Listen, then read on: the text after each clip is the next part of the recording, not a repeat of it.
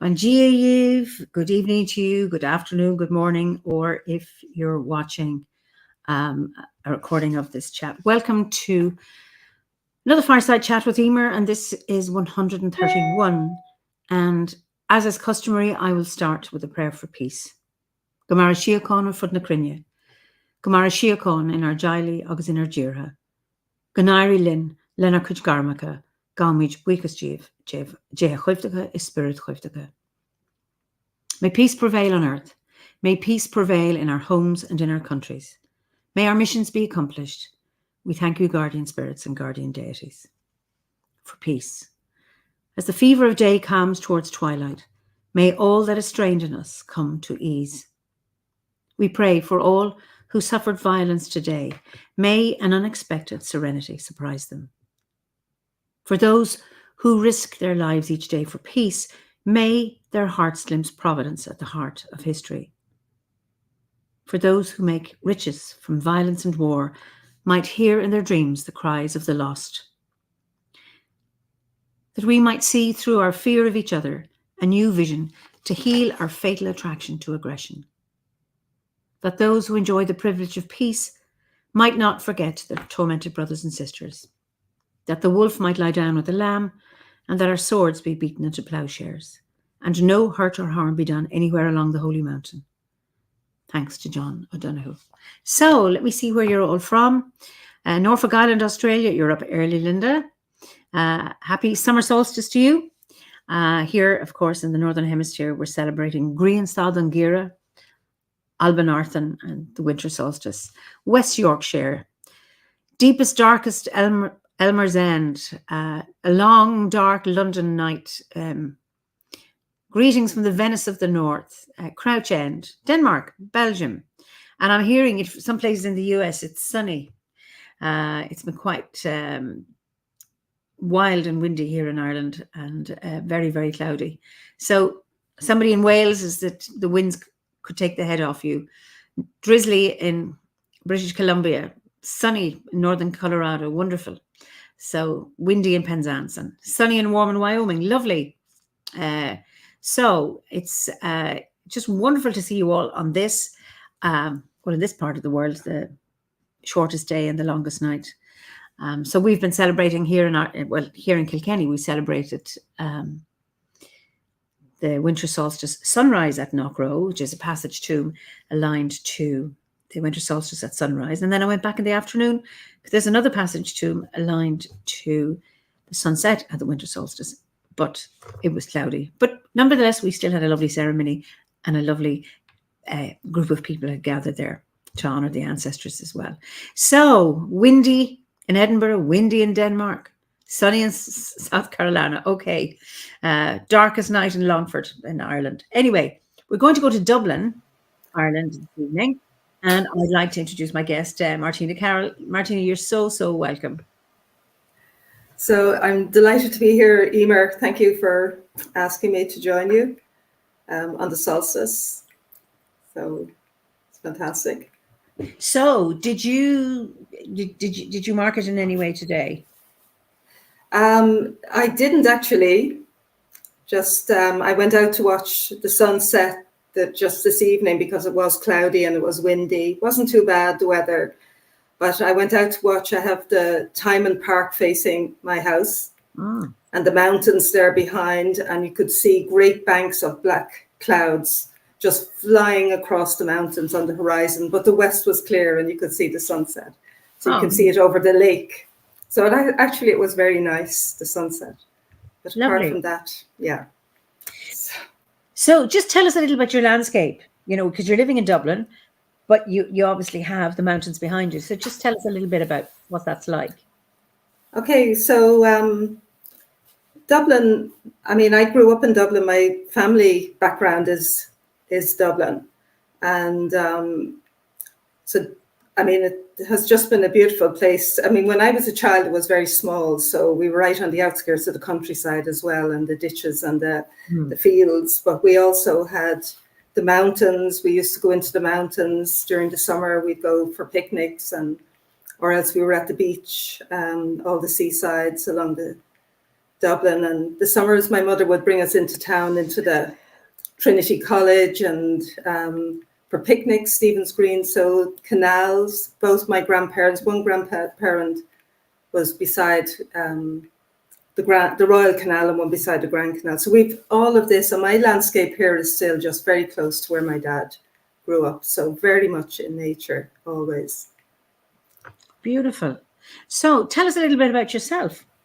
I know we met in Kimmage Manor years and years and years ago. This is and the development studies. Right. I mean, you had already graduated from there, but yeah, our paths crossed there. So just tell us a little bit about how you got there and from there to here. From there to here.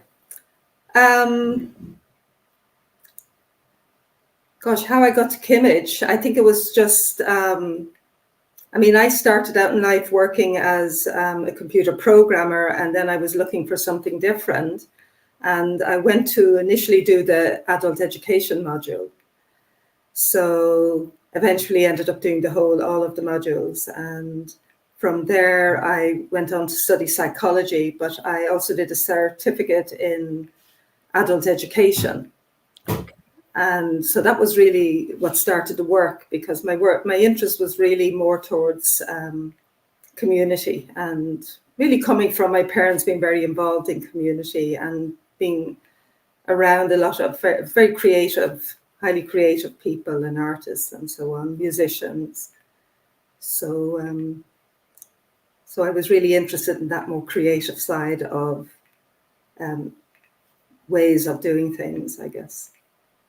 So what brought you into psychology from development studies? Actually loved the psychology module there. Okay. And there were many directions I could go, but I went to UCD, and it was just luck in a way that got me into it. And probably being good at statistics, which is the irony of it, because you had to compete for your place, and it was the one thing, and it was very unfair because you could get 100% on the statistics exam, and all the others were marked out to 70 in those days. So it was very unfair. But anyway, I never did. That was not my interest. My interest in research was not in numbers and not in social narratives, not in social psychology. And I was really wanted to know how you could do research through the arts, how creative, more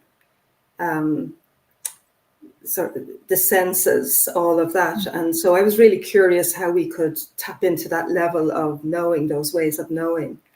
And so that's what really kickstarted a kind of the work that I'm really interested in my life.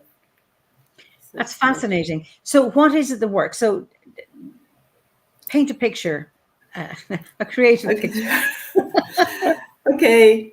I mean, on the one side, my work was in lifelong learning, adult education, teaching, but also teaching psychology. But on the other side of that, I had arts and community development. So I was interested in working in community through more creative ways. And I think having come from a working class Dublin background and kind of seeing the poverty in my early childhood, I kind of understood the people, and I kind of disagreed with a lot, you could say. And I felt there were ways of working with people that I was really interested to try something different and something new. And so I wanted to do research. Nobody would fund the work I really wanted to do, the project I wanted to do in community. So I approached Ger Mones to do it for research, to do it for a degree.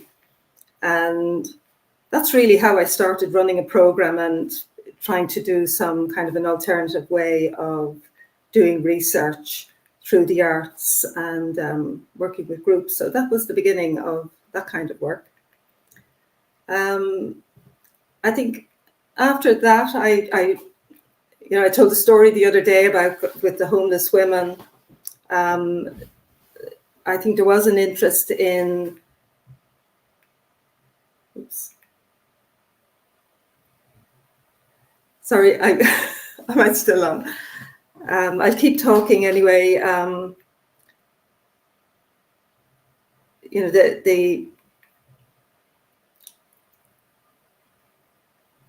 So the work brought me into working with people, homeless women particularly, and I was really interested in developing a program there, but the work was more interesting than never really developed the research methodologies, and that was part of the problem. And in recent years, I think as a result of being a Druid, finding Druidry, finding a spiritual path, which really was a coming home for me in my own life. And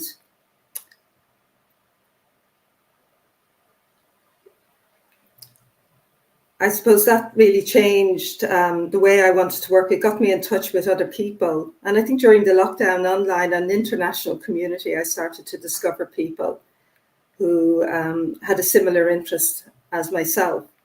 And so doing work with the Presencing Institute and using their research and methods, I started to work with other people to develop ways of working and ways of inquiring and doing research into community development, and research with people using arts and kind of sensing into what it's the embodied, the felt sense, that other ways of knowing. That was all really important, and so that was really the work that I'm doing at the moment.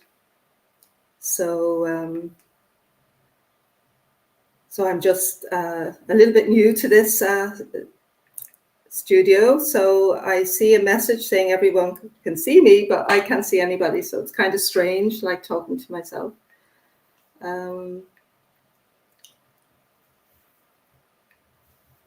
So yeah, that's at the moment I'm doing some research into, it's called an inquiry into the flow of authentic energy.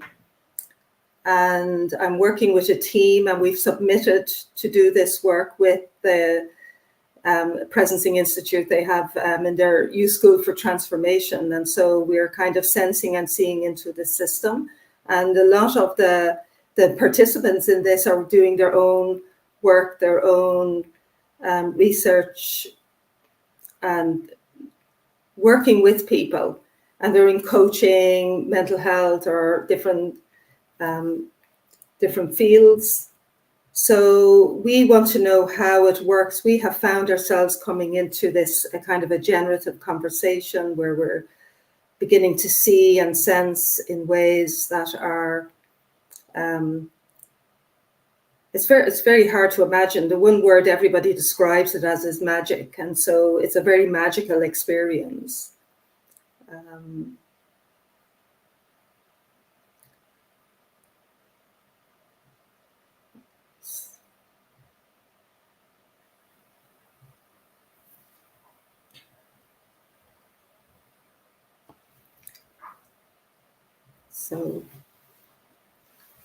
So I would just, yeah.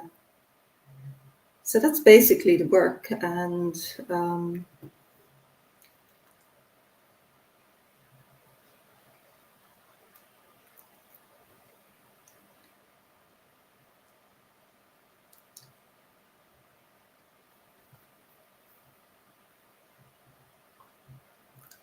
so I might just say a little bit about my own path in Druidry, how I came home to Druidry.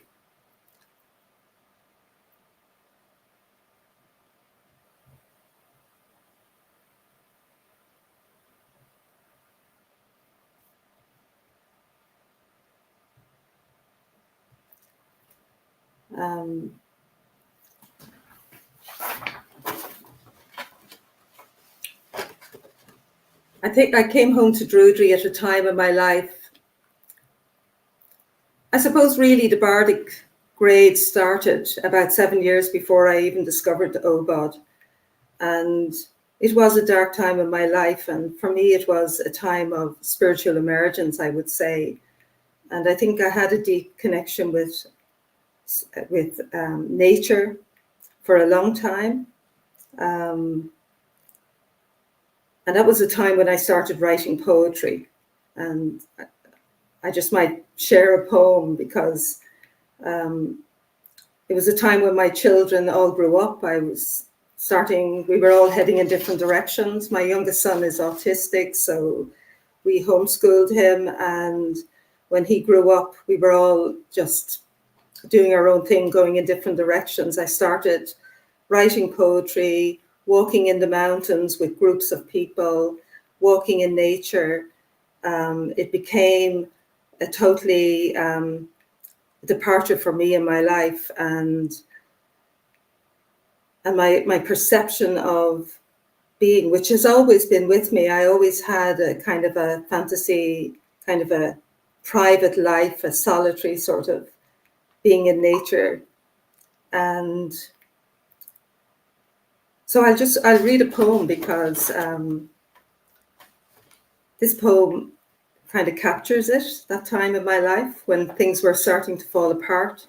And I know for many people, it's a kind of spiritual emergence, as we might have in Druidry, might be something that would be rather more, how should I say, overwhelming. But it was actually gentle, I think, being part of a writers' community in Dublin when I found all these fantastic people, and just opened up a whole world for me in the city. So the poem is called I Am Home. I am home, dancing in the kitchen together with laughing children, having fun, curled up on the sofa, infant held lovingly in arms now empty. Home where you were unhappy and silent, and now in a hotel lobby far away. We both know that timeless place, that placeless time. I am home. Sipping cold summer wine on lake shores, in Braziano and Rome, tacos in Madrid, cutlets in Łódź, sleeping on trains in car parks and city streets, Crayola and beer and fresh orange juice, the Prado, the Louvre and Tate, on and on to the end of the road. I was always home. We are home. And that's a poem.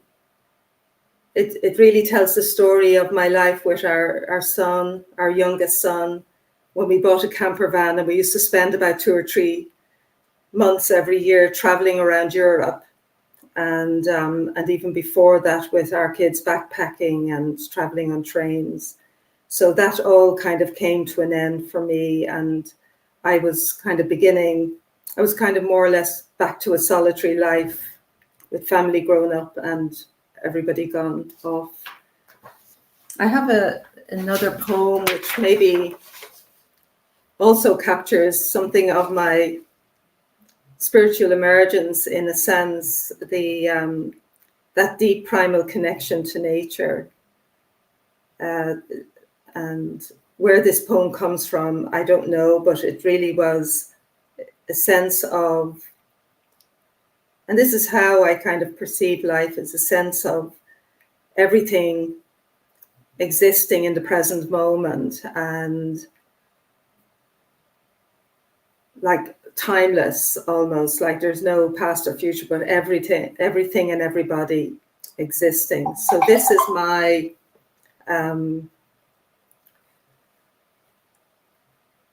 so this is the poem. It's called Nightfall and the Dream of Wolves.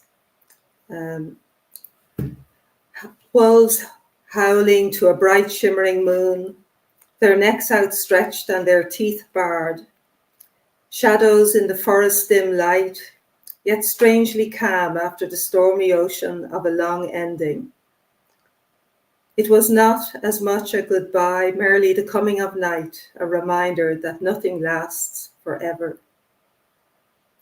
Forever then, wandering in a field, alone in the night, it was clear that all that had been accomplished had been worthwhile, with no regrets for the time together.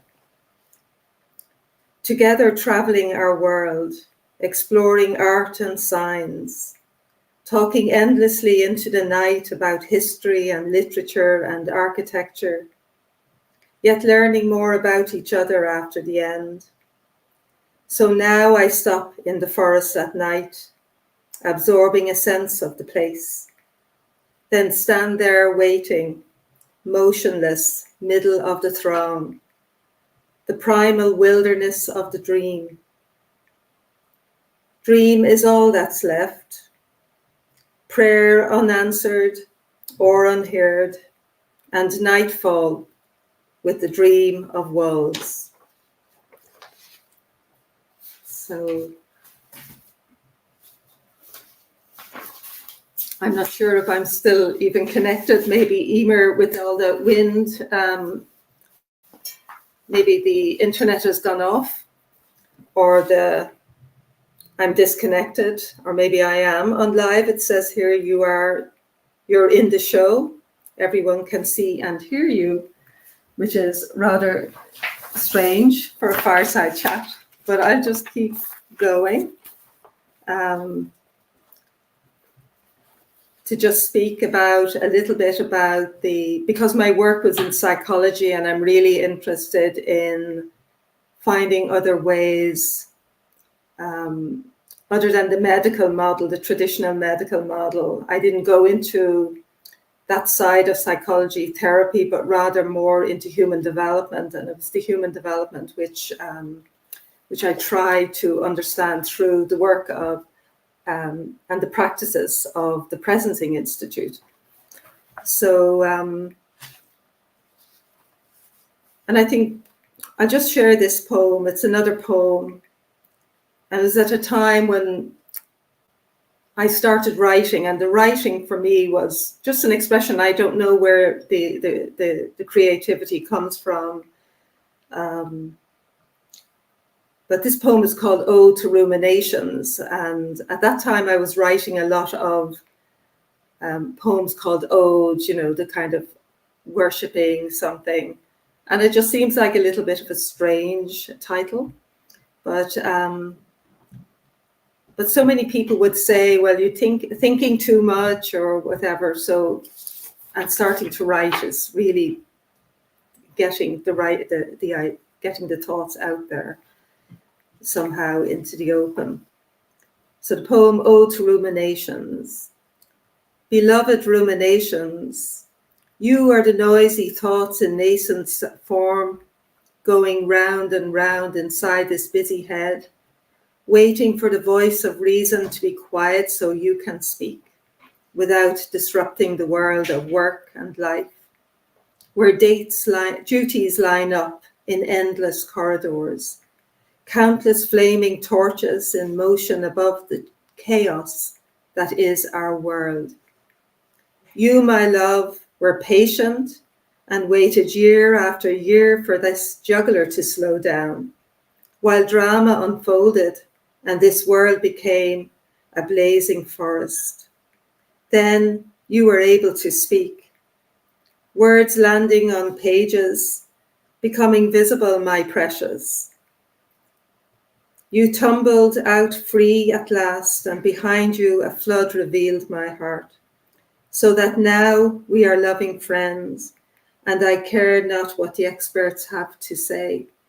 You are the voices in my head who took the pain and terror of my soul and soothed in weeping, its weeping in poems that wrapped up tears until at last we live free as the cooling wind, flying high above the place where hope goes to die. So that's just a little poem about just writing. A lot of the poems I wrote were about writing. So I still don't see Eimear back, and I still don't know whether I'm still live or not. This is just showing up on my computer, like as though I'm alone, and this is very strange, but how and ever, I'll just continue. So the creative work, although I was working creatively with people in community,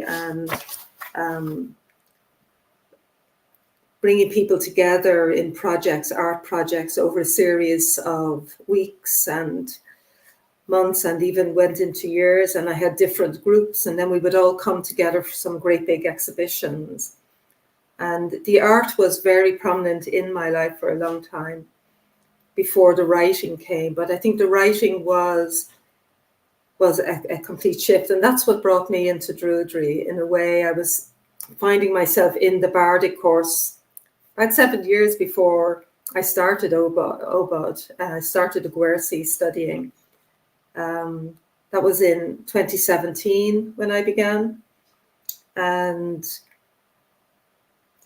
I think it was a deepening. It was a beautiful deepening. So, but in those years, and I would say this is my years as a bard, because I was spending so much time in Dublin, hanging out with writers and poets, and started to go on holidays with these poets. And this is a poem of one of our trips. We went to Berlin together, a small group of us, and we were kind of new friends at the time, and we just decided to go off and we would travel together.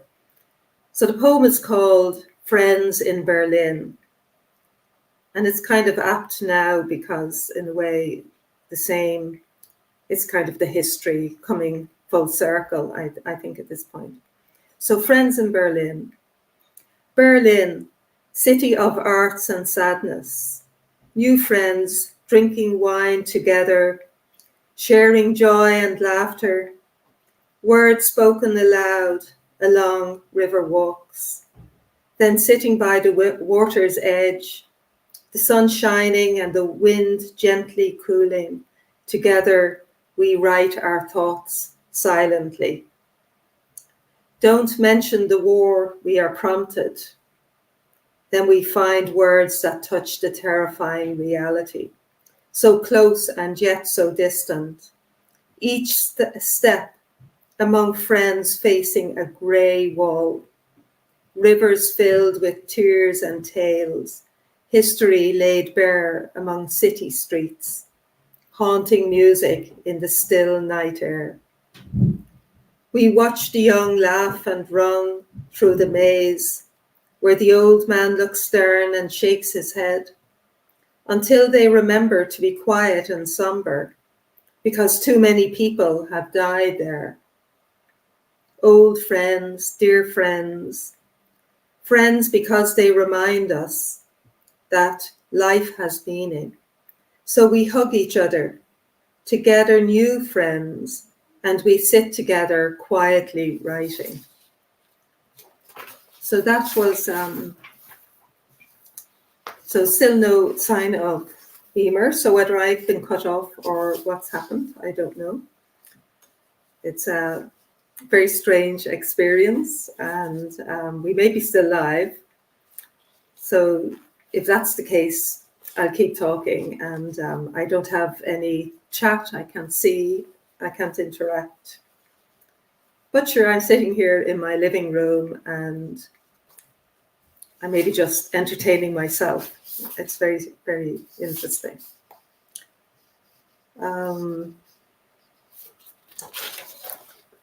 I wasn't expecting to read all of these poems. I just printed off a few today, thinking I'll be chatting with Eimear.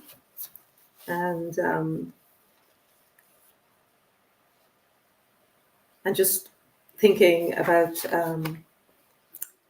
this is another poem. It's called The Storyteller. And so that's very close to my Bardic journey as well. And it's, let me tell you a story about life that unfolds in the telling, with characters who play roles, heroes and villains, and plots that unfold. Subplots that subvert, gathered tales of love so dear and loss so deep, dizzying diversions off trail across rough terrain where danger lies, and you lose yourself in enchanted forests, trapped by cascading rivers of tears and terror, stormy oceans and howling wolves, gnawing hunger so painful you might die, controlled by fear. Dependence so powerful you are trapped and can't break free. So you write a poem, no longer caring. Hi, Eimear.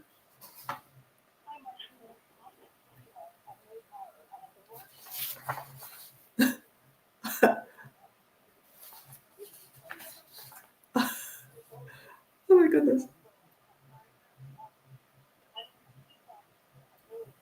Oh,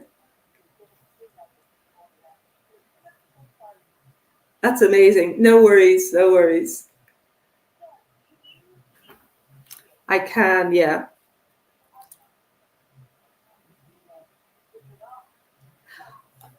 Okay. I will, yes. I don't know. It's very hard to talk. Having a chat. So, hi everyone. This is Eimear on the phone. So I'll say goodbye, Eimear, to you now. Okay. I say good night to everybody. Okay. Bye. So that was Eimear on the phone, and it seems that they have a complete power outage, and so they've no internet, anything there in Three Castles in Kilkenny. So Eimear has asked me to thank you all for coming and to say good night, and how sorry she is that she was cut off. I thought I'd just finish this line because I was caught in a point which is just really for Eimear about the this poem, the writer. And the last couple of lines is, with great sadness, alone with one strength left that no one can take away and no enemy can steal. Because this is your story and you are the storyteller.